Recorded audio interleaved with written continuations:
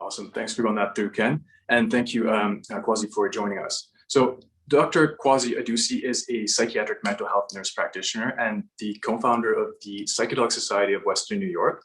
So Kwasi will be giving a talk on psychedelic harm reduction. His talk will explore the principles of harm reduction and what it means for us, our communities, and society as a whole. This conversation is especially germane in an age of rapidly growing psychedelic awareness, use, and advancements.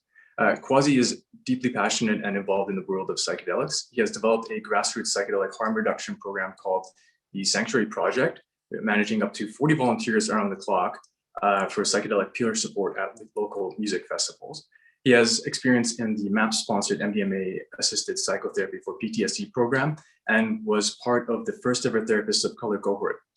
Kwasi is embedded in service and community. He has also helped to organize the Global Psychedelic Network, leading projects that include the Global Psychedelic Month of Service and the Global Psychedelic Earth Day Cleanup. So we're really excited to have you here, Kwasi, and I want to thank you again for joining us. And it's a pleasure to have you. So it's all yours. Thank you very much. Thank you so much. It's a pleasure to be here with all of you. I am very passionate about psychedelic harm reduction. And so I'm always really excited for opportunities to have conversations about it. Many of these elements are really catered towards those of us who are relatively new to psychedelics, but I invite everybody to really have an open mind and a beginner's mind as well, because there's always so much more that can be learned from this information. A lot of these pieces are things that I wish that I knew more of when I was getting into the psychedelic experience. And since kind of learning about these things and starting to really integrate them into my life in different ways, it's really opened up a lot in terms of capacity to heal in ways that are really made possible, not just by psychedelics, but rather the environment in which we create around them. And so in this conversation that I'll be having with you guys, we'll be talking a little bit about some things to consider when you're getting into psychedelic experiences, if you're starting, if you're new, if you've been using psychedelics or working with psychedelics for quite a bit of time. And also, I'll talk a little bit about some of the work that we did with the Sanctuary Project in hopes, I'm always hoping that there can be some inspiration for folks to dive into that grassroots model of psychedelic harm reduction. I was very inspired by the work done by the Zendo Project. And the Zendo Project is a psychedelic harm reduction program launched by MAPS, the Multidisciplinary Association for Psychedelic Studies. And initially, they were doing some work at Burning Man, holding space for people having difficult psychedelic experiences. And that idea just really motivated me. I think many people who are interested in psychedelic medicine, who want to work with psychedelic medicine, particularly as therapists, found themselves drawn to that model of care because it was ultimately the only above ground way that you can engage in psychedelic medicine, or rather you can engage in working with people who are experiencing psychedelics. And so we really brought that into the community where I'm in, which is in Buffalo. Buffalo, New York, it's in the west part of New York. We're on Haudenosaunee land. And I'm going to share just my screen really quickly and just run through a little bit about some of the work that we did here in Buffalo.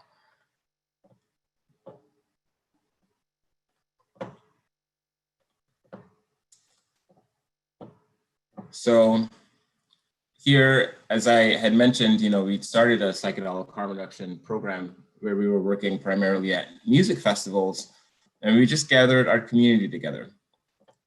And we went through various trainings that were offered by the Zendo Project to learn how to hold space for psychedelic experiences. There are so many people who were interested, involved, wanting to deepen their experience with this field.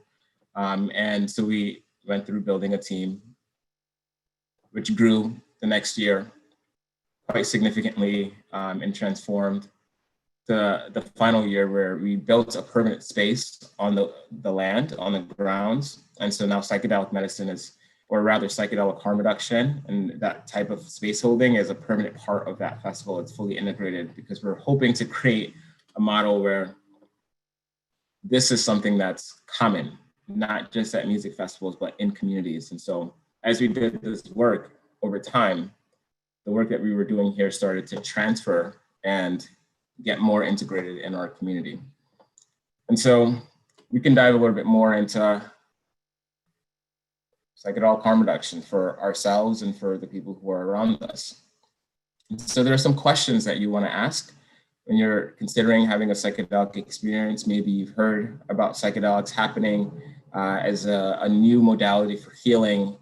Maybe you have friends, family members who've had these experiences. And there are all sorts of reasons why people might be drawn to it. So when we consider what our motivations might be, lots of motivations, right? So for some, it's curiosity of exploration of the mind, curiosity for exploration of the spirit, the soul, our emotional parts, experimentation. Some people might be drawn to it because they want to know about how their mind works in different ways. Maybe they have a really big interest in being a psychonaut, exploring all of the domains of the mind, and creativity, right? Sometimes people dive into psychedelics because it's a way that taps you into this creative center, right? That opens up so much. We know that there are models that we use in psychology and biology and genetics today that came from a psychedelic experience, or rather the way that our creativity was enhanced by a psychedelic experience that allowed us to manipulate thoughts and images in our minds that produce different things, like the DNA helix, as an example. Self-improvement, right? I think that's probably the one thing, the most common reason why people are drawn to the psychedelic experience. They want to help themselves, right? So the healing that comes along with that, and not always healing, but just enhancement, right? Microdosing has become a really big thing because we know that it can enhance productivity. We know that it can enhance our sense of creativity, the way that we operate within our professional environments and within our family contexts, with our friends. And there are a lot of people who are drawn to psychedelics because it offers this opportunity for ancestral healing, right? This connection to spirit and adventure. Some people are drawn to it for adventure, drawn to it for connecting with other people, for bonding.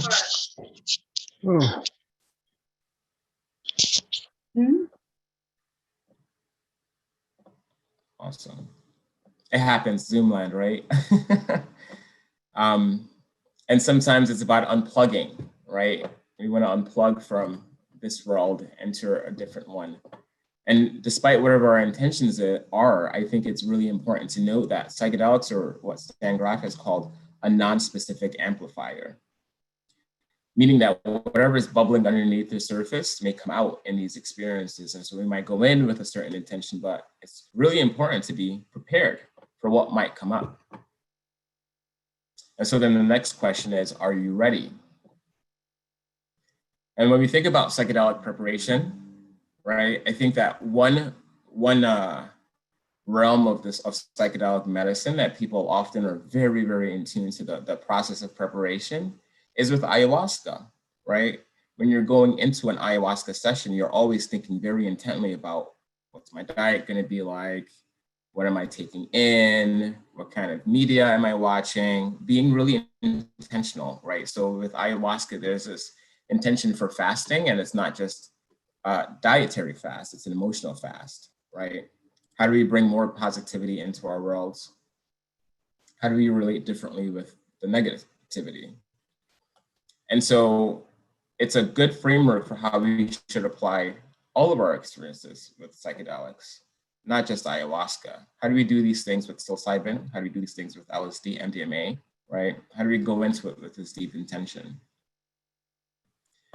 And it's always a really wonderful analogy when we think about plants, when we think about gardening, when we think about farming, agriculture, permaculture, provides us this deeply beautiful way of what it means to prepare, right? And so when we're preparing, a lot of it really has to do with the environment that's being cultivated. So we prepare to build our reserves. We prepare to create a fertile ground, a fertile environment for the growth that's to come.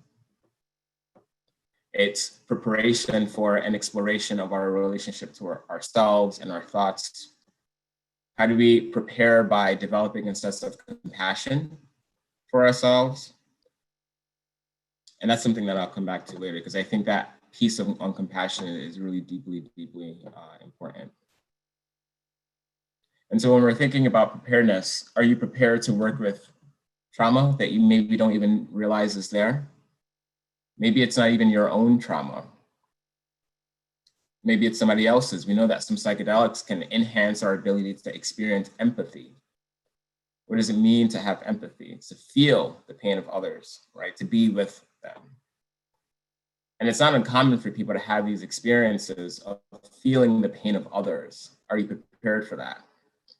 Are you prepared to experience the pain of your mother, your father, your grandparents?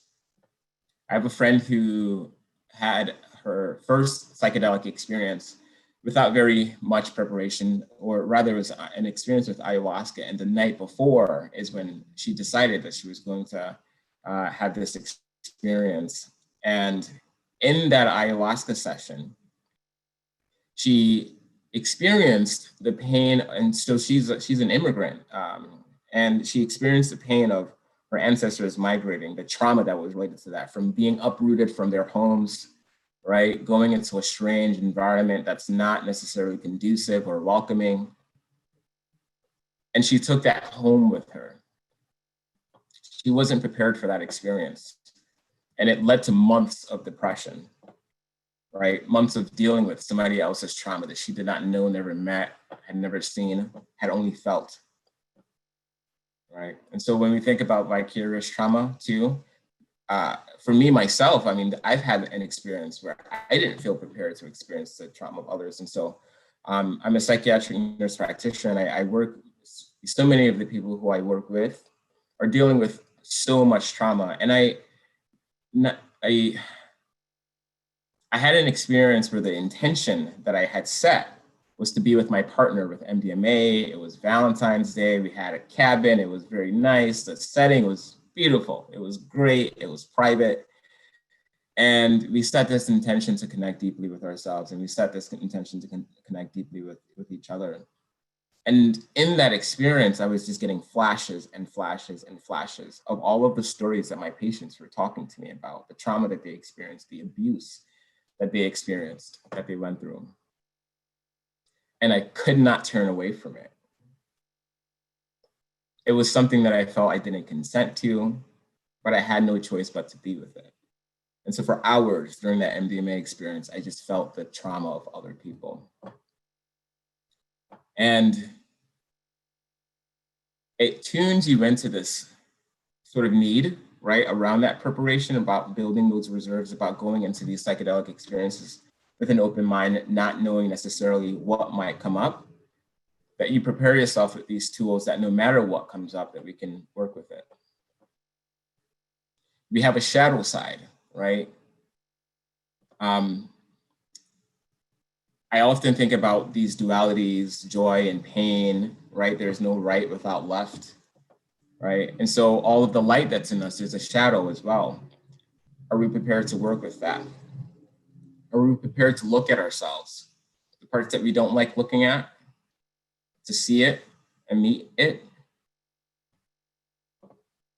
And there's a really deeply important aspect of our connection with our bodies that's important in the preparation for psychedelic experiences, where so much of our emotions, right, so much of the things that we experience are experienced in our bodies, that our cells have a memory, that they hold on to these experiences that we've had. They hold on to the experiences that were had by those who shared our lineage.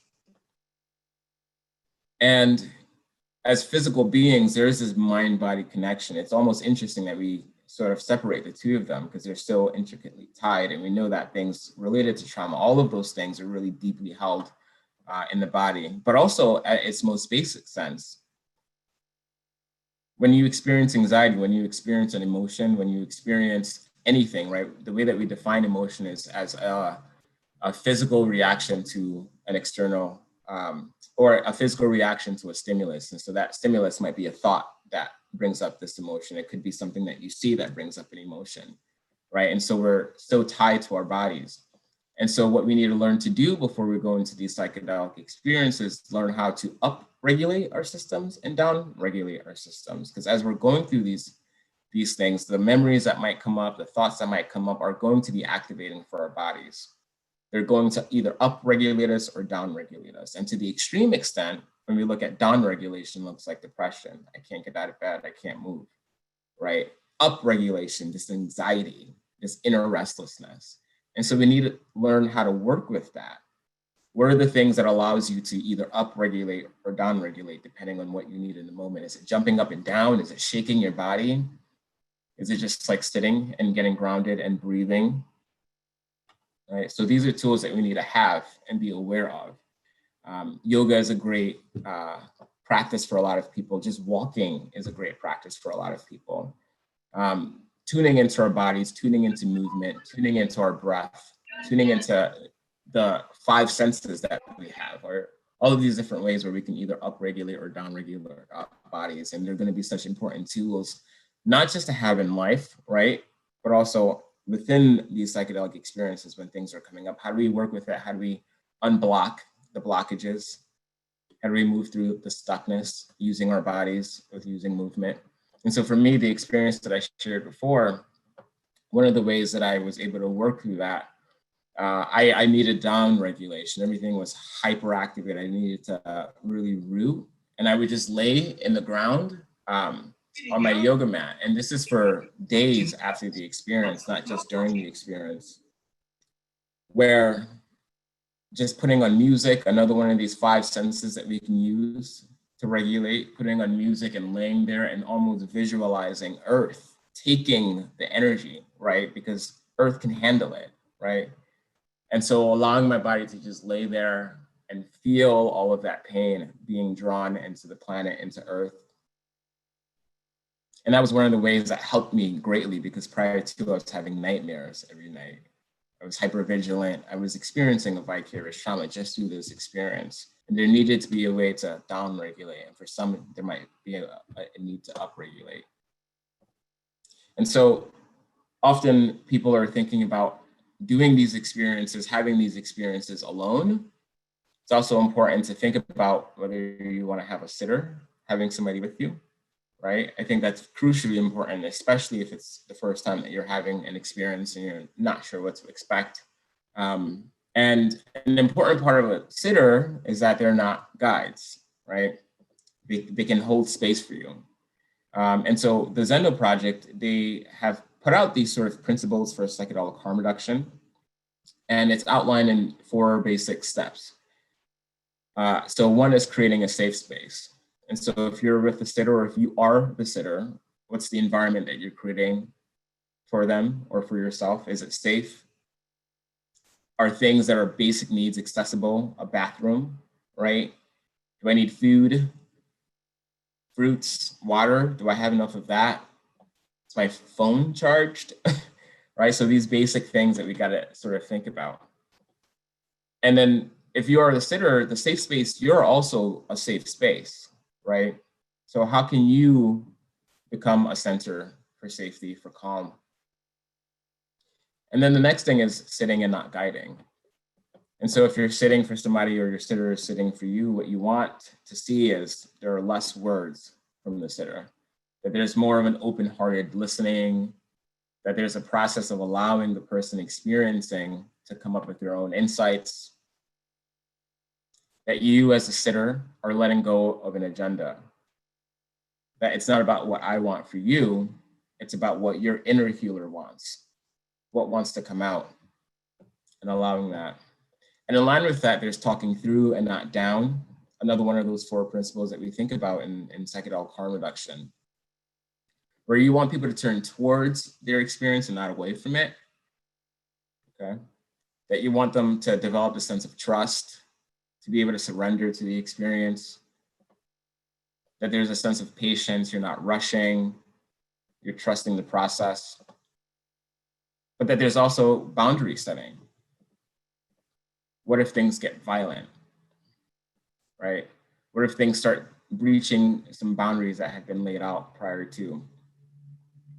Because it's not uncommon for people to have really violent experiences, really hyperactivated experiences when they're in these spaces. How do you work with it, right? And so if somebody has sort of like a violent impulse, they want to punch things, they want to like throw things, how do you allow that to happen in a safe way? Let's get a pillow, punch the pillow, get it all out on the pillow, right? Find something safe that you can throw, allow it to come out. I think often about how we have this fight or flight response. And so much of what we share in psychology about people who are experiencing a fight or flight response is to try to down-regulate it, when sometimes you want to go with it. Allow your body to go through that fight or flight response. Maybe you need to run around a little bit, right? Maybe you need to expel that energy. Maybe you need to do what your body wants to do and release it. Allow it to be gone. And then the last piece around the psychedelic harm reduction is that difficult is not the same as bad. And so one of the great analogies is that a lotus grows out of the mud, but you need the mud for the lotus to grow. Or that the phoenix is born out of the ashes, but you need the ashes for the phoenix to be born out of. And so these difficult experiences that we might have can be these amazing opportunities for growth and for self-improvement, for generating insights, for breaking through the image or the story that you've told yourself and crafting a new one. And so another one of these really important pieces beyond the psychedelic harm reduction piece, as we kind of refocus back on ourselves, is at even a more basic level, there are going to be sort of physical risks and mental health risks that are associated with the use of psychedelics. And so it's gonna change depending on what psychedelic is being used, where there are going to be sort of different implications there. So there are some physical concerns that you might have, whether you have hypertension, high blood pressure, right? Or if you have increasingly rapid heart rate, that's something like MDMA you have to be really considerate about. And so these are things that you have to have conversations with your doctor about prior to. Some people have a risk for seizure. Again, MDMA can lead to, it can lower your threshold rather for seizures. And so being really mindful about if you're planning on or wanting to do that, that there is that conversation that's had with the doctor, with your practitioner about the risks that are going to be involved with something like MDMA. We don't have, those risks aren't quite the same with things like DMT or psilocybin or LSD, but they do exist. There are risks that exist with other considerations to those that I just named. There's also this process of becoming less aware of pain, particularly, again, with things that increase our serotonin, right? Where we know that many of these psychedelics, MDMA, and it's like they increase our levels of serotonin, and serotonin lowers our pain threshold. And so for people who have a broken ankle, or if there's some sort of a hip pain or knee pain, that those experiences might be lessened when you're in that experience, having that psychedelic experience, that it's important that you're not pushing yourself in the moment, right? Because you're not feeling it. And so an important consideration, because what could happen is creating harm that you aren't even aware of until after the effects of the medicine have worn off. And then there are mental health conditions, right? There are mental health considerations. And so one of the most important things that we think about, you know, a lot of the research will disqualify certain people from being able to make use of psilocybin or LSD, which for schizophrenia, as an example, the psychedelic experience or with LSD, it can mimic what you experience under an experience with LSD. Rather, it can mimic the experience of schizophrenia, because a lot of the neurochemical pathways are very, very similar. And so for those who have like a family predisposition for things like bipolar or schizophrenia, that there has to be an a significant amount of care that's taken to it. And there are many people who would say, I have bipolar disorder, I have schizophrenia, but I've taken psychedelics and I was fine, right? So these are anecdotes.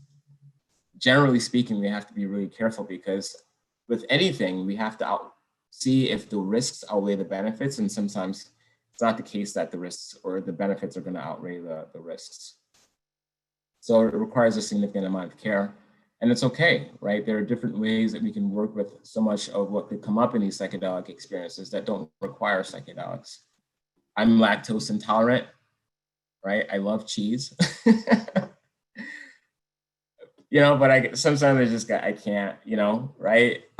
I have allergies to some fruits and they're great for me, right? I have like an apple allergy.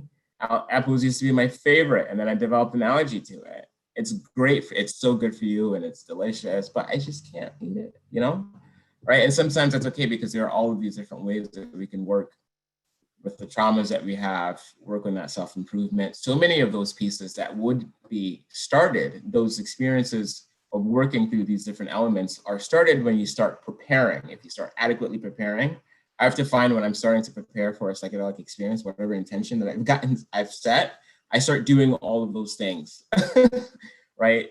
That I knew I had set for my intentions. I want to develop closer relationships with my family or my friends, or in the preparation, I started doing all of those things. And it gets to a point where I was like, maybe I don't really need to use this, right? And so that's part of the beauty of being really intentional about that sort of preparation phase, about creating that environment, that container for your experience, and reaching that out and thinking of it as just, how do I just tune into life and myself, right?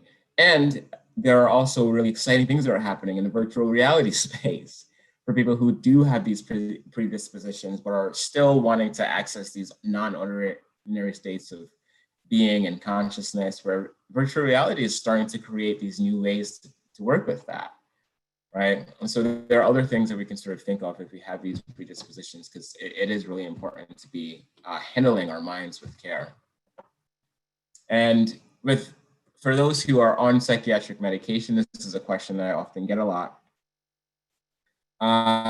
More often than not, psychiatric medication, psychotropics, ssris, selective serotonin reuptake inhibitors, or SNRIs, a lot of these different medications often blunt the effects of psychedelics. So they can be dangerous, right? Because you can develop something called serotonin syndrome, which is it causes your body to be essentially violently ill, and it can be induced by too much serotonin in the system.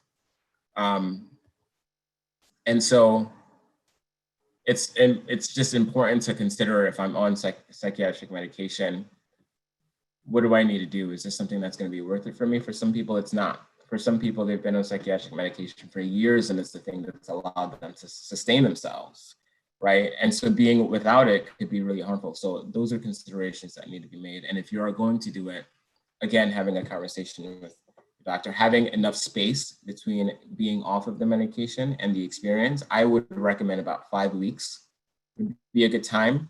That based off of the half-lives of many of these psychotropic medications, it should be out of your system by then. But not only that, but you want to get to a place of some stability too, before having that experience. And so often you'll see 2 weeks being good. And so 2 weeks is fine from like a physical perspective, but you really want to set aside maybe 5 weeks for more of that holistic perspective. And for anybody who is on psychiatric medication, there's this great chart that outlines the different psychiatric medications that are available, and then also how they interact with different psychedelics. And it also offers guides for, okay, this is probably, so as an example, Wellbutrin is one of the few psychotropics that enhance the effects of MDMA. And it also increases your blood pressure, right? And so there are going to be some nuances that are really important to just kind of consider. And it's pretty easy to sort of maneuver and read, and I'll just share it here, and maybe I can share it too for anybody who's interested after the talk, but just has some really interesting things here for what you can do, some tips to just consider if you're wanting to use psychedelics and you might be on psychiatric medication. And so, you know, on the topic of psychiatric medication, and we talked a little bit about schizophrenia and bipolar disorder, and how with schizophrenia in particular, there can be some matching with the psychedelic state and what it's like to have schizophrenia. And so one of those things, or we think about like delusions that can sort of come up from being in these psychedelic states. And so there can be these delusions of persecution. And what that means is that I have this delusion that everybody's sort of out to get me. It's very common, and it can happen when you're under the experience. It happens actually quite often, more often, not quite often, but more often with LSD than with, you know, ayahuasca or psilocybin.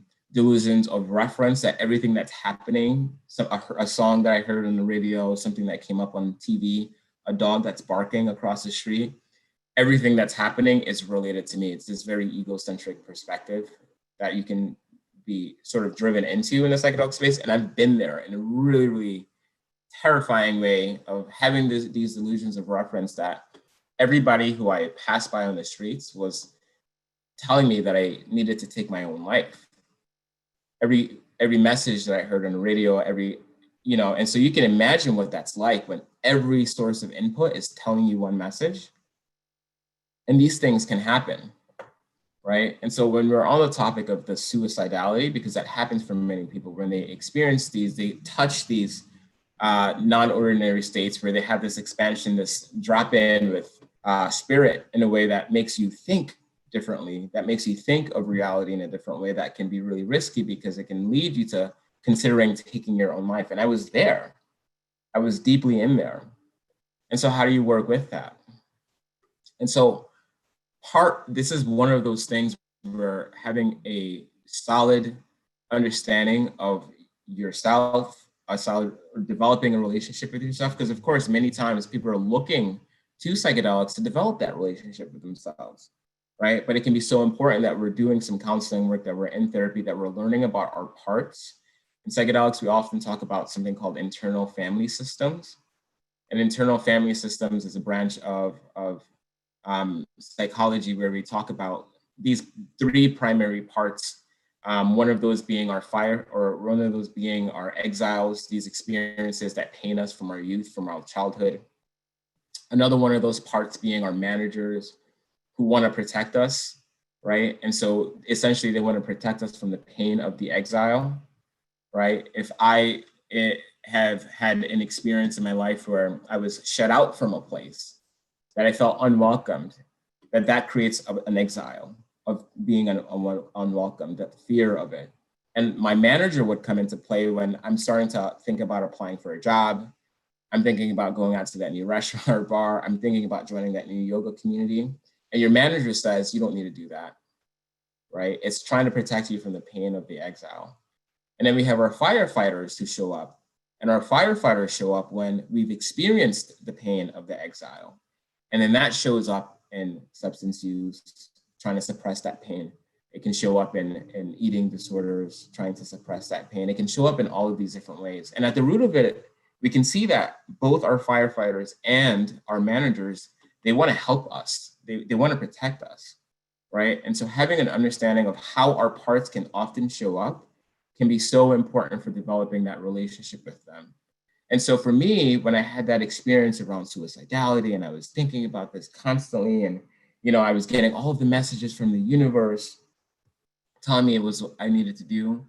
And I wasn't in a place then when I was necessarily depressed or having a hard time, but rather it was almost this experience of, if you trust this psychedelic space that you're in right now, if you trust this experience, if you trust that spirit is involved here, then you have to listen to this message no matter what. And ultimately, the relationship that I developed with that thought was, what is that thought trying to tell me, right? What message is it trying to send? What are the other ways, other perspectives that we can look at this? And most importantly, what does that part need? And so in thinking about taking my own life, it wasn't about taking my life. It was about destroying my ego. getting rid of this perception of who I was, myself, putting this box that I've put myself in, being open to renewal, right? And so there's a way that we can develop these relationships with the thoughts, the really difficult things that come up, that are reinforced by the preparation that we're able to do, that by the understanding that we're able to dive into about ourselves, that can help us work with some of these really difficult things that can come up. Another question is, what's your plan, right? We think often about setting. I like to think of setting, and support. And so we know the set is our mindset, where the thoughts that we're experiencing, the moods, the expectations, right? And a really wonderful mindset to go into is letting go. So Andrew Feldmer was one of the individuals who gave a talk with Vancouver, and he talks about letting go in this really beautiful way. And he says the proper function of the will is not to will, as willing things which cannot be willed generate anxiety. And I thought that was such a beautiful statement, right? And so our set, how do we allow our set to simply be open, right? Because again, many of us are looking for psychedelic experiences to break us out of these negative beliefs about ourselves, these negative patterns of thought. And so when we say set and setting, right, it's not always that you're going to have a great set. You're not always going to be in a wonderful mood to take psychedelic. And if you have the opportunity, of course, but that's not the case for everybody. And so how do we allow our mindset to be open? And setting, you know, where are you going to be? Are you going to be in a public area? Are you going to be in the city? The suburbs? Are you going to be in a park? Are you going on a hike? So it's really important to, wherever you are, that you know the place very well. Anybody who's had psychedelic experiences knows that you can be in the same exact environment that you've seen many times before. And when you are under you're having a psychedelic experience, everything has transformed. I live in a cartoon world now. This is really interesting. I don't recognize that house. I've seen that house, right? And so now imagine taking that to somewhere you don't know. You're fiddling around with maps, like, oh, what is this thing, right? Right. It's so important to recognize that our environment is a container of safety, whatever it is. We can look at our entire environment as a container, and that container is really important. And so for those who are planning on being out in the city and streets and so on and so forth, you want to kind of have these home bases in mind. You want to have a plan to get to your home base. You want to have multiple home bases, right? Sometimes I'll talk to a friend, be like, I'm doing this today. I'll be around. Don't be surprised if I call you, because I need a place to like lay down and close my eyes for a little bit, right? Plan for multiple home bases if you're going to be out inside that sort of a city environment. And the same thing if you're going to be out in nature. I get lost when I'm hiking all the time,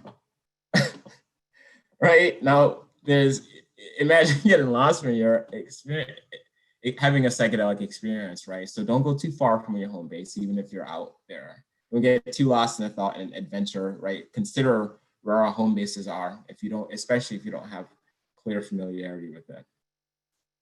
And if you're just home, and there are some concerns, right? Maybe you have a history with psychedelics where sometimes things can get a little bit violent, right?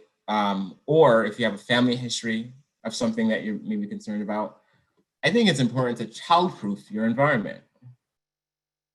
So in Buffalo, we had a situation where there was a young man, early 20s, who had been up for a couple nights, taking different things, Adderall. It was keeping him up.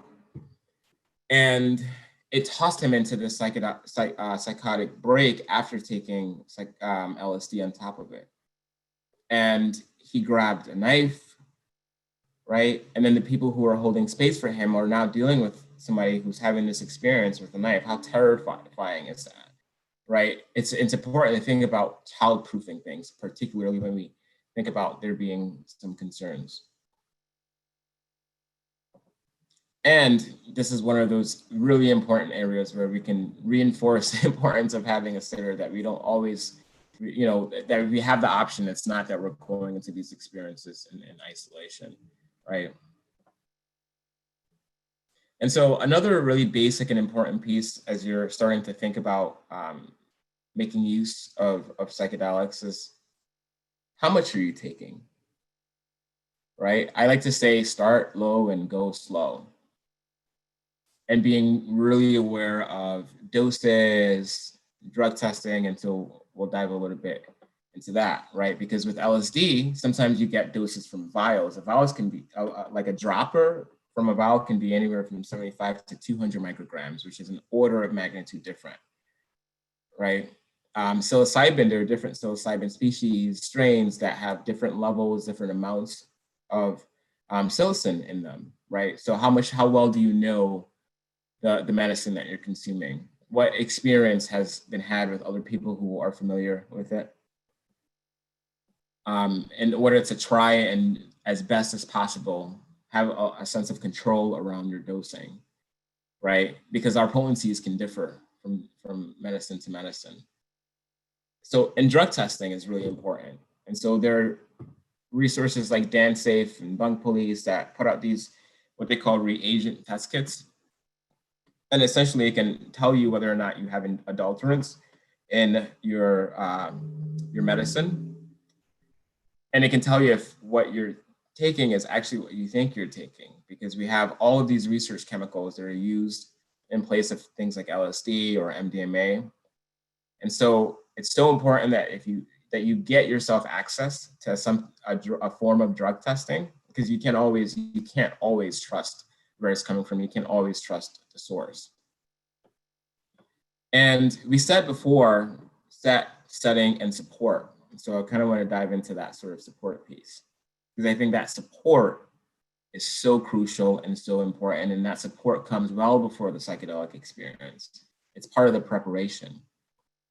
Do you have a therapist, right? If that doesn't feel comfortable, do you have a friend or a family member that you can have candid and open conversations with about some of these things? Is there a mentor, somebody that you can find who you know can maneuver well in the psychedelic space that you can just lean on, ask questions throughout the process, right? Are you engaged with a community in any way? And for many of us, we're not necessarily engaged in psychedelic communities. And so it's wonderful, right, that we have these psychedelic societies, including this one, that are developing, they're allowing for that community to unfold and develop. And there are these beautiful psychedelic integration circles that exist, where people can go specifically for the sake of diving into their psychedelic experiences, being reflective of them, right? And then we also think about when the psychedelic experiences that we have lead us to wanting to make a very big and drastic change in life. A breakup. How many times have you heard of people saying, I took psychedelics and I quit my 9-to-5 job, right? It happens. And the general rule of thumb is like, wait, after that experience, like, give it a minute, right? And there's two sides of it though, right? Because I think psychedelics can often create this beautiful window of opportunity that can activate you to make these decisions in your life that you've had a really hard time making otherwise, because of the way that it's changed your relationship to that experience. And the thing that's important to consider, if that is the case, what support do I have? If I want to quit my job, can I quit this right now and be financially stable? If I want to leave my relationship, can I leave this relationship and know that I have supports and friends, right? People that I can lean on. So it's not to say that we should never make these life changes, because again, psychedelics can offer this beautiful opportunity, right? This window of opportunity to take action, to do something that you know is in order, or rather in line with your highest self. But know that you have that support around. And so you can use that window of an opportunity, not just to act, but to think and to reflect and to plan if it calls for it. And so one of the last pieces that I want to drop is, are you prepared to do the work, right? So we want to break away from this sort of medical model of I take the medicine, it fixes me and I move on. It's work. I often think about our psychedelic experiences as the beginnings of chapters in a book, right? And so before one chapter, there's all of the preparation, everything that's happening before the next chapter is the preparation. The psychedelic experience is the first page of the chapter.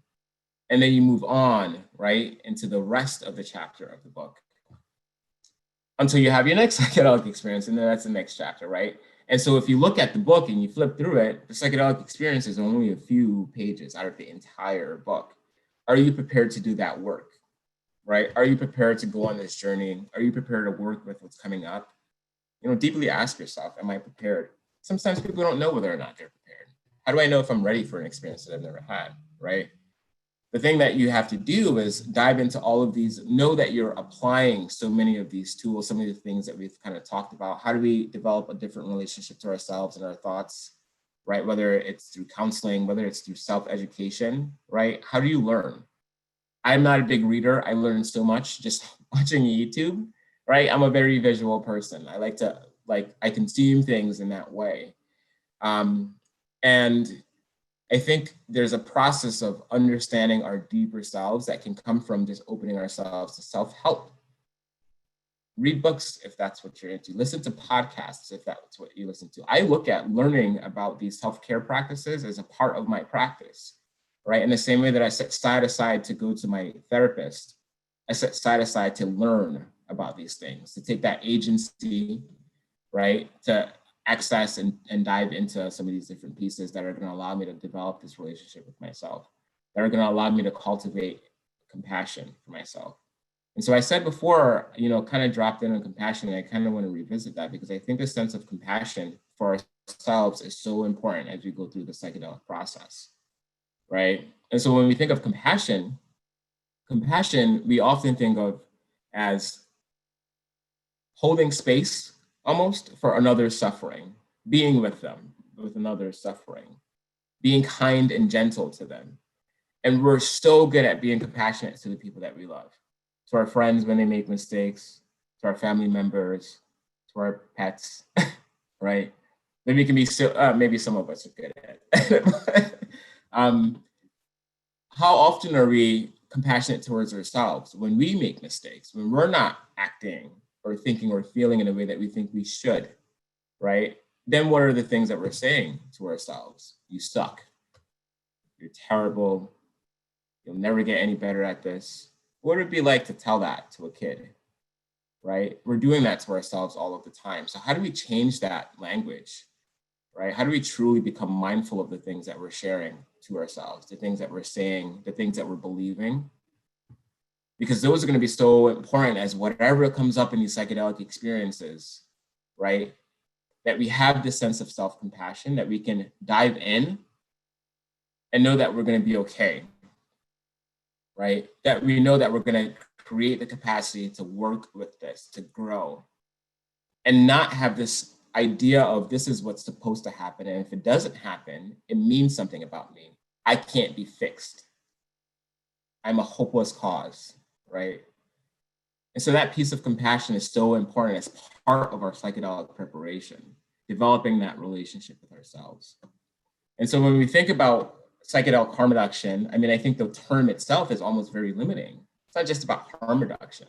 How do we just become better people, right? Those are all of the things, all of the pieces that allows us to dive into a psychedelic experience with safety. And in creating that container of safety for ourselves, we can hold that container of safety for other people. And that branches out, right? Because I often think, what does the medicine want? The medicine wants us to connect with ourselves. It wants us to connect with other people, and it wants us to connect with the world. So I hope that you guys can take all of this, all of these pieces of information. You know, there are resources that can be made available for more of the specific pieces. If there are questions that come up, you know, I'd be looking forward to just being with you and hopefully answering any things that are coming to mind. Excellent. Thank you so much for your time. Thank you for that. We do have a few questions, but just before I start asking them, I got a couple on chat. If anyone has any questions they'd like to ask live, please find the raise your hand button.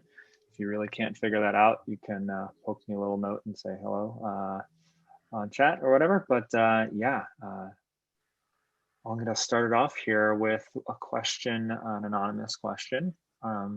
Someone was asking if psychedelics are contraindicated with bifenton, an ADHD drug.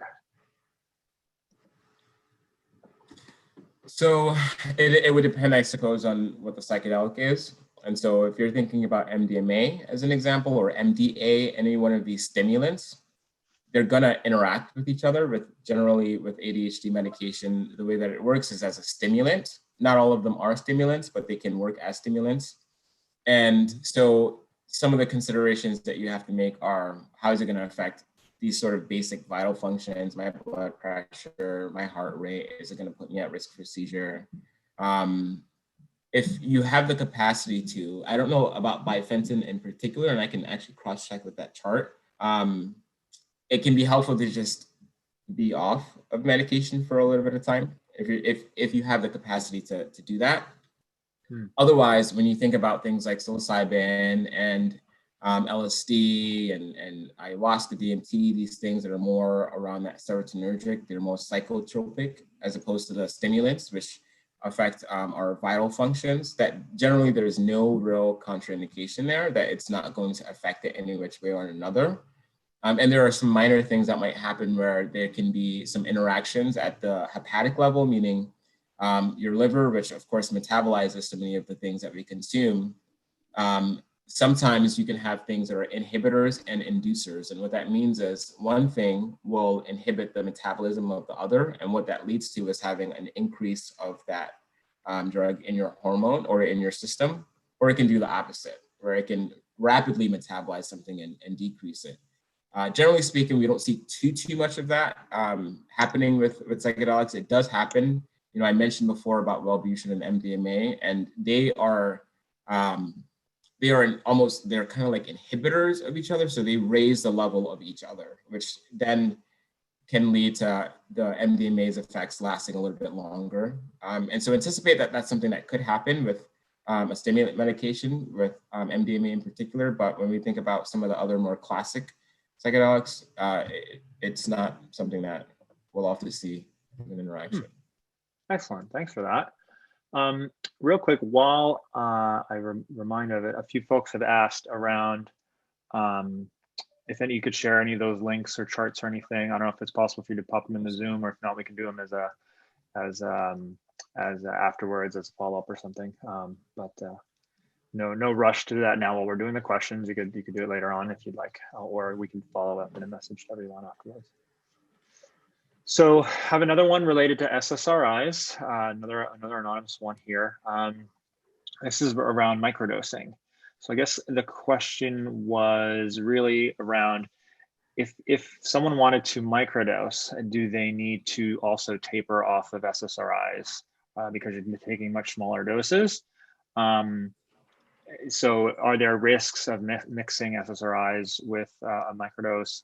And then you know, the kind of second part of that would be then, if you were to switch to microdosing instead of ssris, what would that look like? What would that transition look like? Does that make sense? Yeah. So the thing that's interesting about microdosing is that it's kind of subjective for a lot of people, right? So thinking about, you know, whether or not microdosing is going to be interacting with my ssris. I mean, if it's a true microdose, it's like a subperceptual experience that you're having with the microdose. It's probably not going to make any kind of an impact. Rather, what's going to happen is it's going to reduce the effects of both, right? And so drugs sort of compete for receptors. And so when we have these sort of these microdoses that we're using, the intention is to kind of mimic pieces of what the psychotropic can do for us. And so they'll be competing with each other. And so in essence, you make both of them sort of becoming less effective. And that's really where the risk is that you're working kind of against yourself, but it's not necessarily going to cause any harm if it's a microdose. And in response to the second question, so let me actually go back. So, and with the addition of psychotropics plus psychedelics, the concern that you have is with the serotonin syndrome. And so it's pretty rare when we see, even with macrodoses, people using psychedelics are going to put themselves into this serotonin syndrome. Serotonin syndrome in itself is a very rare thing that can happen. It's that the risk is there. And so, of course, with less of a microdose, there's really not going to be very much of a risk. So just that it's going to be less effective for perhaps what the intention is. And so when we think about switching antidepressants with microdosing, I mean, microdosing, there's a lot of great anecdotal evidence about it. And, there are more and more, higher quality studies that are kind of coming out to study this from, both a qualitative and a quantitative piece. So I can only speak to perhaps the safety of it. I can't necessarily speak to whether it would be a replacement by any means for the antidepressants. But if that was something that you were wanting to do, of course, none of this is medical, like I am not your psychiatrist. So definitely have the conversation with your psychiatrist, have that conversation with the person who is providing that kind of care. I know that can be really difficult to have experiences like that, because not every psychiatrist is going to be able to meet you and be like, oh, okay, I understand what your intentions are here. I know why you want to do it. I know what you want to do. But it can be helpful because depending on what any depressant that you're on, it can be really harmful to get off of it really quickly. And so depending on maybe the half-life. And so there are some that have very, very short half-lives, like Effexor, that have a very, very short half-life, or Pax. And so the ones with the short half-lives, your body can kind of go through this sort of withdrawal when you stop taking it. And it's a terrible experience for people, and it causes depression, it causes anxiety, and these brain zaps, and right? And so there are all of these things that can come from stopping psychotropic medication abruptly. And so it's important to have that conversation to say, okay, let's plan out a taper schedule and say 1 week we'll go down this much, another week we'll go down this much, and then allow our bodies to adjust to being off of it before we kind of transition over, if that was something that was wanting to have. But I think the important message here, the important pieces here is have that conversation, talk about what a tapering schedule is going to be like before considering switching over fully to microdosing it. And also, there isn't, I think, enough research to say that would be a good thing to do necessarily. But again, I think that's part of the important thing of a harm reduction talk, is that we all have the freedom of will to do what, the cognitive liberty to experience and do the things that we want. But just make sure that in doing that we're bringing an element of safety and care for our minds and bodies. Excellent, thank you. And for those who didn't notice the chat, one of the charts did go up. Kwasi posted that into the chat room, a link to that, so you might want to grab that before the end of the talk, as the chat will disappear as soon as we hit the end. So thanks for that. All right, next up we have a young gentleman I think I have met before, named Christoph. Go right ahead, buddy. Perfect. Well, thanks for the introduction. So I had a question just regarding, I've kind of had some mixed feedback with regards to taking something like benzo or ketanserin being the antidote to a lot of those psychedelics. So completely stopping the trip, like cold turkey halfway through or something. Do you know if there's any research or data, or even, I know I've had just mixed opinions on it, but taking something like that to get out of a bad trip, or to try and sort of mitigate the sort of symptoms of something that's going completely downhill for you? So in hospital settings, if you are admitted into a hospital because you're having a really difficult experience, and I also want to clarify that sometimes difficult can sometimes be bad. It's not always the case that difficult is not bad, right? Because there are some times where that difficulty leads to a risk for our physical safety. And so in the cases where, you end up in a hospital because of a psychedelic experience, what they'll do is they'll prescribe antipsychotics. And so I think the medication that you refer to is maybe quetiapine, or Seroquel is another word for it. And it's an antipsychotic that can be used to block that. It's a dopamine inhibitor. And so dopamine is one of the things that we know for those who are experiencing psychosis, it's because there's too much dopamine. And so we block that dopamine, and then it kind of dissipates the experience. The same works, the same thing goes for doing so for a psychedelic experience, where it can suppress it. And of course, Xanax, a benzodiazepine, it's an anxiolytic. It's going to get rid of your anxiety. It's gonna, there are ways that you can totally suppress all of those experiences and just shut it out, cut it off. Now, in our harm reduction framework, as I mentioned before, when we think about these principles for psychedelic harm reduction, that one of those principles is talking through and not down, that we don't want to shut away some of these experiences. And so how do we create a container of safety that allows for those difficult things that are happening to be talked through? Because sometimes we're having these really hard experiences, these difficult experiences, and we don't even realize that the light is at the end of is right there at the end of the tunnel, that we're so close to it, that we get almost like 75% of the way, and then we're like, I can't do this anymore, I want to turn back, right? And so it's so important that we try to work through these difficult experiences, right? Because that last principle that I shared was that difficult isn't bad, right? That if we're having a hard experience or we're having a hard time, that we don't necessarily want to shut it off, that it can create this opportunity for growth, and it can create the opportunity for a re-envisioning of your narrative, of your story, of who you are or who you think you are, right? And so a lot of being able to be with that experience, that difficult experience, it comes from that sort of preparation. And so what you often find is that when there isn't that like intention towards preparation, not only from the perspective of, I'm gonna eat a good breakfast, right? I'm gonna make sure I have water, but I'm gonna actually try and cultivate compassion for myself, that I'm gonna actually, because when we can do that, when we're met with these difficult experiences, we can have a different way of working with it, right? And so you'll find that if people are having some of these difficult experiences, but that work hasn't been done prior to, then you're going to be so much more likely to just want to, just get out of it, just be done with it. I can't do this anymore.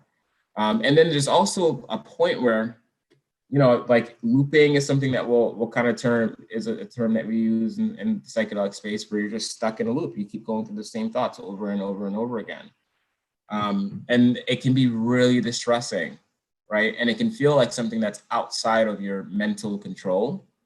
And so that's one of those places where it's about surrendering and letting go and allowing, right, for that experience, because it's going to end, right? And you can be more certain that it's going to end when you're drug testing, right? When you know the medicine that you're working with, because the range of time that these medicines are going to last in our systems are very different for the classic psychedelics versus some of these research chemicals. Where some of these research chemicals, you could be in that space for 24 hours, 18 hours. And you think it's something that's supposed to only last 8 hours. And next thing you know, 12 hours has passed, 14 hours have passed, 16 hours have passed, right? And so that's why it is one of the reasons why it's so important to actually know the medicine that you're working with in order to prepare for that experience. Awesome. Yeah, thanks for sharing that. Cool. I wanted to make a little comment off of that piece, which and ask a question if you have any experience with this. For folks that I've heard Rick Doblin talk about people using MDMA as a way to help extremely difficult trips, as a way to, like a parachute, to not to end a trip, right, but to help soften it if it's really going for a long time and extremely difficult. Do you have any experience with that, or anything to comment? Obviously, if not, you don't have to. I'm just curious if you have any ideas on that one. So with MDMA therapy, there are different dosing levels. 100. Yeah, so, sorry. They'd be mixing it with other, like if you took too much mushrooms, if you took a lot of mushrooms and you're having a bad trip, or LSD, sure, using MDMA to help kind of smooth out that trip. I've heard Rick Doblin talk about this. I don't know, in others, I don't know if you're familiar with that. Yeah. So starting with just like with MDMA in the clinical trials, sometimes they'll like add another dose when people are very anxious. Right. And so often we think, if they're really anxious, they're not dealing with something well, like it's too much, that we want to like kind of hold off. Maybe we gave them too much. When actually quite the opposite is true. If you give them more, they can break through anxiety. And so of course that's happening within like a clinical setting. It's a container of safety, and they're very carefully dosing. And of course the same can be sort of true with other psychedelics. And with MDMA being something that can suppress the amygdala response, where our amygdala is this place where we're processing fear in our brains that can get hyperactivated when we're faced with a threat. That MDMA suppresses that, and it's in part what allows for its therapeutic experiences or the therapeutic pieces to happen. And so if it's not uncommon for people to like mix MDMA with other things, and they'll call it hippie flipping, right? Where it's like mushrooms and MDMA, or candy flipping when it's LSD or MDMA. And ultimately it creates a different kind of an experience, right?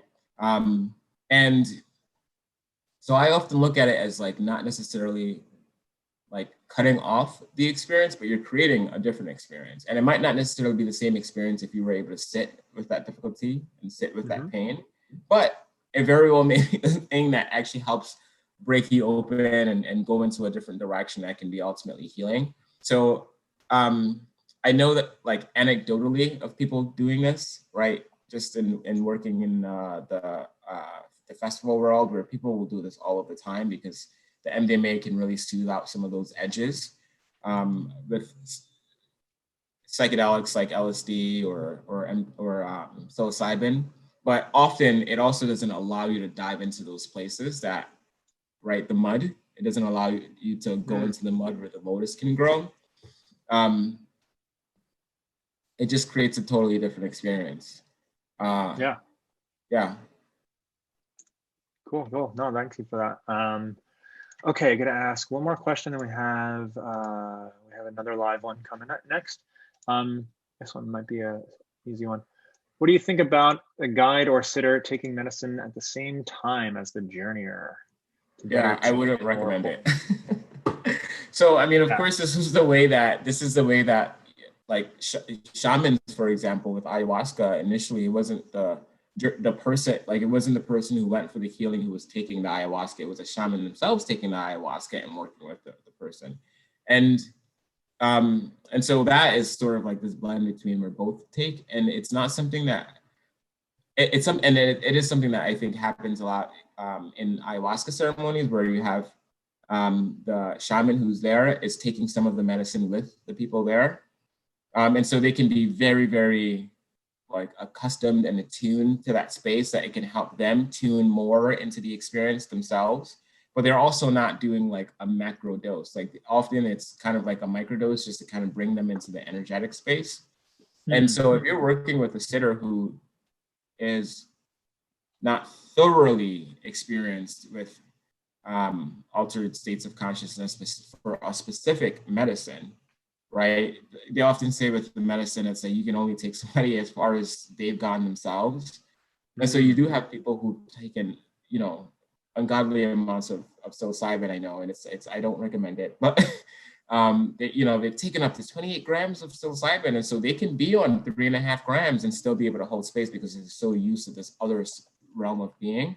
But it's not always going to be the case, because the risk that you end up running is that the therapists themselves is needing some support, or like the sitter themselves is needing some support, that there's stuff coming up for them during your experience that's taken away from the space that's being held for you.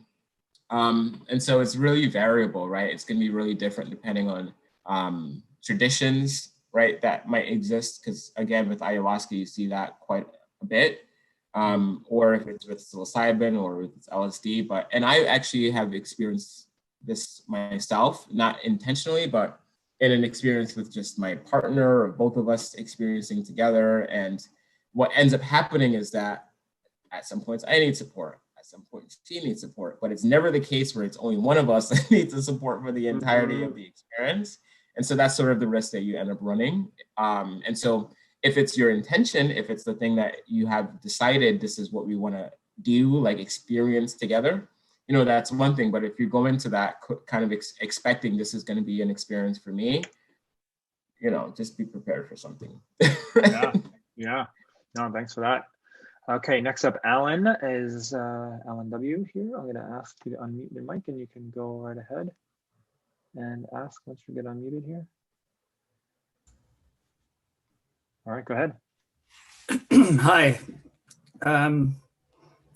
that was really great and really helpful. So thank you. I guess I'd consider myself a bit of a neophyte here. I certainly experimented a little in my early 20s, but you know, that was a whole other ride. But I just wanted to ask, with respect to MDMA and as an empathogen, you know, I think that's something that, well, I'm lucky enough to have a pretty open-minded counselor and psychiatrist, and they think that might be beneficial. But I wonder, does ketamine fulfill a similar role in terms of acting as an empathogen if you're sort of stuck in fight or flight mode or what have you? So ketamine would probably do the opposite. So yeah, it's not an empathogen. And so what we see in the empathogens is that there's a heavy influence of oxytocin, which oxytocin is in fact a stress hormone, but it's also the thing that we associate with connection and community and love. And so that's the reason. So it's part of our stress response for that reason, because when we're experiencing a really difficult time, when we're faced with something that's really hard and challenging, that in addition to norepinephrine and cortisol being pumped to get our bodies ready in fight or flight mode, the oxytocin also comes into play, because there's no better regulation than co-regulation, and it creates this drive to be with others. And it also helps us sort of suppress things, allows us to connect with people. And so that's something that MDMA has as a quality, but ketamine doesn't quite have as a quality. And sometimes ketamine in itself can be very disorienting. And so it can make an experience very, even more difficult to relate to. And because of the sort of the disconnect that you can have with ketamine between mind and body, where you start losing your proprioception, your perception of where your arms are and your body in relation to the space around you, that it can really disorient, right? You run the risk of really disorienting and paralyzing, right? Not like physically paralyzing, but often when people are like, you know, particularly heavier experiences with ketamine, they don't move, right? They're there, you know, it's used as an anesthetic because it can allow for that disconnection, that dissociation with mind and body. And so if you're having an anxious experience, like if you're having this sort of fight or flight mode response, how terrible would it be when you couldn't also move, right? When you're having a hard time maneuvering, when you're also like misjudging your perception of time and space. And so rather, I think it's really important that before we think of some of these things that we can use to soothe out those experiences, that we drop into that somatic piece. How do we develop the skills to work with that fight or flight experience? How do we develop the capacity to understand when upregulation might be important or when downregulation might be important?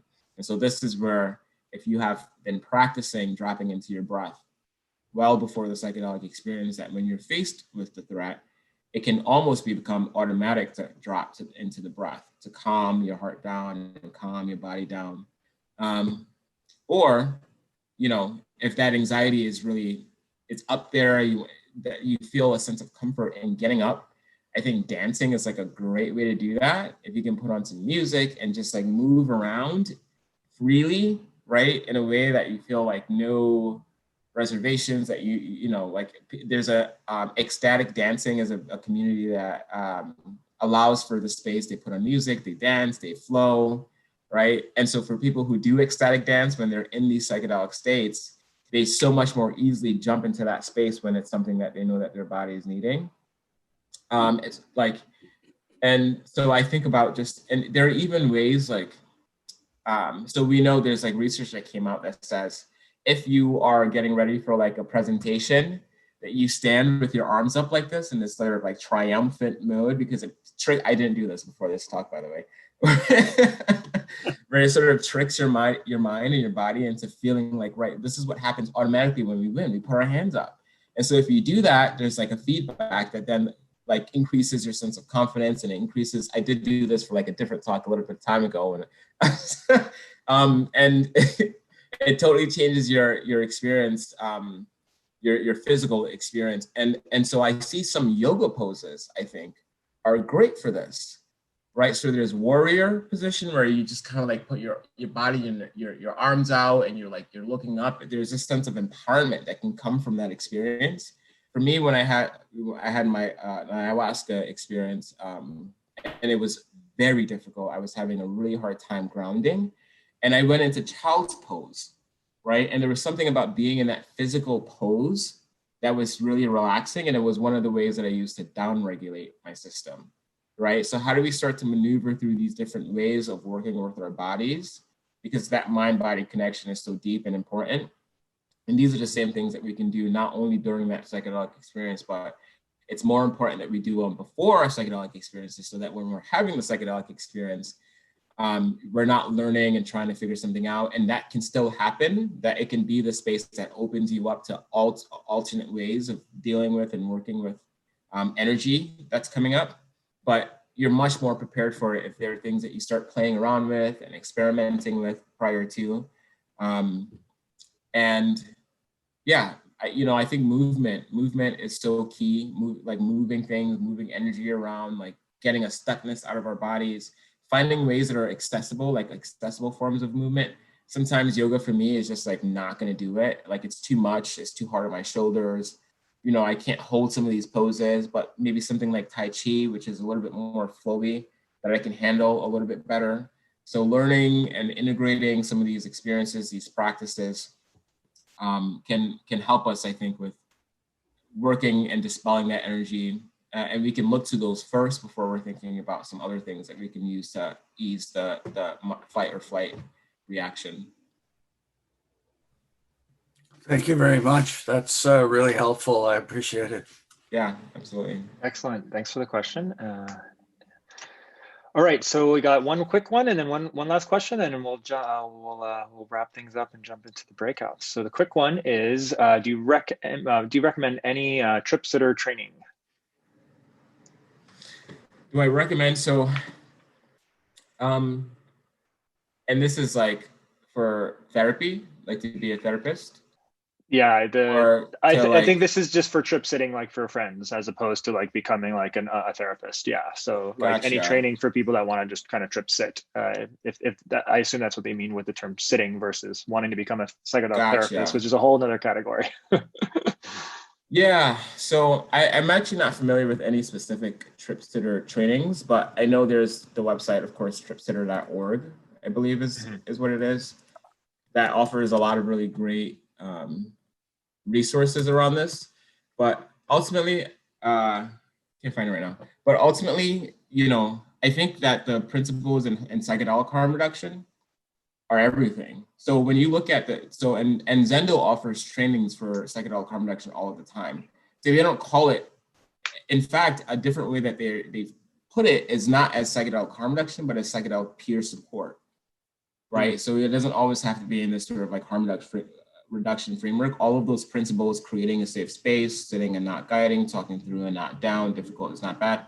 All of those things, in those Zendo trainings, they really dive really deeply into every one of those elements.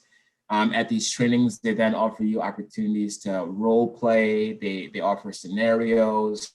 And something that I think is really fascinating is that a lot of these principles end up becoming like almost like rules and principles for just like life, because you remove the psychedelics away from this. These are all really meaningful ways for us to hold space for people who are having a hard time, right? And to repeat them again, creating a safe space, sitting and not guiding, talking through and not down, difficult is not bad. All of those are elements that we can practice in our day-to-day interactions with people, right? When people are showing up with a really difficult situation that they're working through. And so I think it's beautiful because that training also prepares you for a lot of those things that you don't anticipate, happening. And then you do it to yourself too. Like you develop this different kind of relationship with things that are happening when you're thinking about these things. But so Zendo is what comes to mind, and they offer trainings.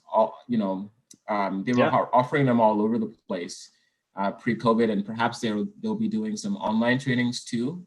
Right. And although the intention is to prepare you to do psychedelic harm reduction at these music festivals, you can think of it as psychedelic peer support, and does a great job with cultivating capacity for us to be a sitter. Yeah, I'm familiar with the Zendo material. I think they have like a guide, a PDF guide, and then definitely have videos on that stuff available to everyone. So definitely a good place to start. I do know just last week into MAPS Canada did a session on that. I know usually if you paid for tickets, there are recordings available of those sessions. So maybe check out MAPS Canada website to whoever's asked the question. They had some sessions out there. And I think the Canadian Psychedelic Association might have one coming up as well. So keep your eyes peeled on the internet from trustworthy sources. I can recommend as well. Okay, last one before we break out. I'm curious about intentions. Do you find that people's intentions survive the first 30 to 60 minutes of the experience? I can say I've experienced times where I've kind of watched my planned intentions go whizzing by me. So I'm curious if you have any. The questioner had this as a question. What do you think about that? Yeah. So, as we talked about before, when we're considering like what's our mindset going into it, that we go into it with this sense of openness, this process of letting go, being able to surrender.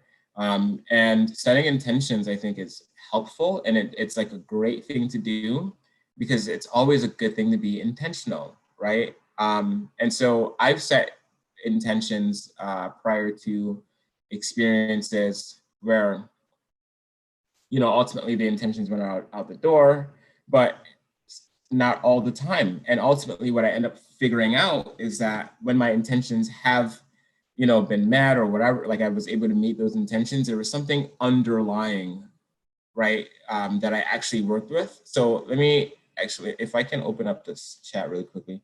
There's a question down here from Altidas asks about using a psychedelic session with the intention to be able to figure out how to deal, act, and react towards another person who makes you feel in a negative fashion.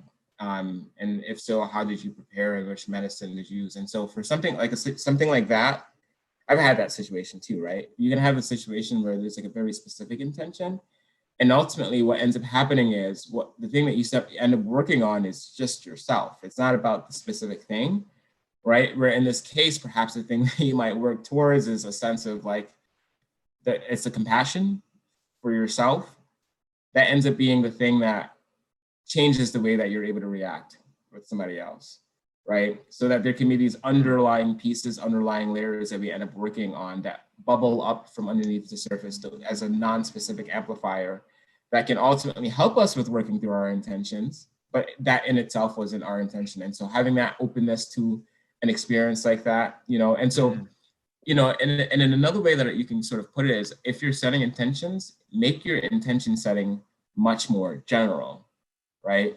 And I think about there's 5 different kinds of prayer, right? And some of the more common forms of prayer, people are praying for sort of forgiveness, right? There can be a prayer for something in particular, like please, like God, I really want this job, right? That kind of a prayer. So forgiveness, and for supplementation is what they would call it, like to receive something.